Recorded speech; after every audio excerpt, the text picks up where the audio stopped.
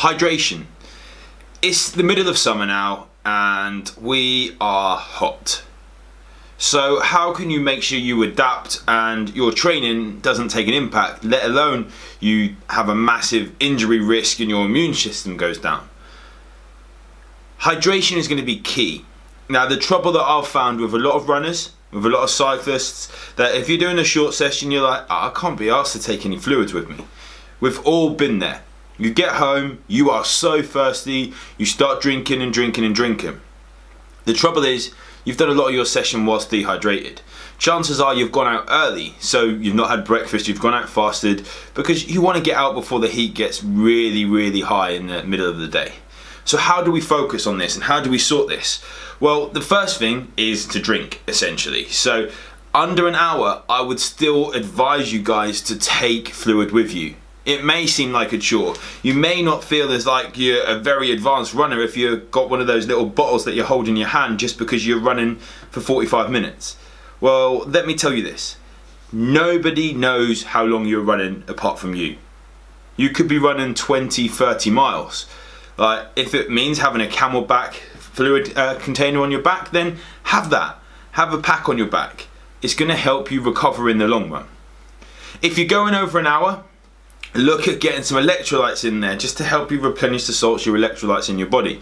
You're going to be sweating a lot. So what else can you do?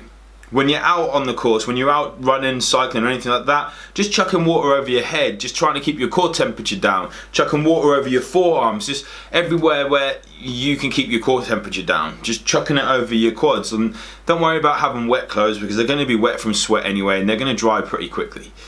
What else? Well, a tip that I've actually had with a lot of pros is that when they've been out in foreign climates and they've had access to air conditioning, don't use the air conditioning as much as you actually are able to.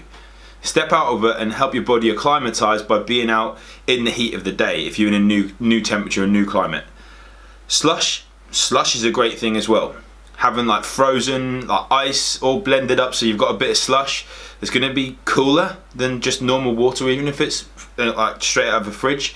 But having this sort of thing is going to really help. So, just to summarise, we've got 500 mils of water roughly. You can check your sweat rates. Just ask me if you need that again. I've said it many times how to check your sweat rates. Roughly 500 mils of water, half a litre per hour, including the first hour.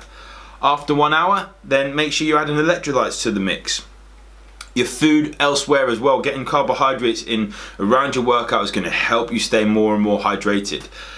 Slush, just to be even cooler, like frozen, like ice is going to be cooler than water. So even if you had a little bit of ice in there, cool. Sip your water as well. Sip your water rather than glug it all down because it's going to help with hydration. And don't be a hard ass, strong warrior about it. Be realistic and don't worry what people think. Have water. You do not need to be a machine. Trust me.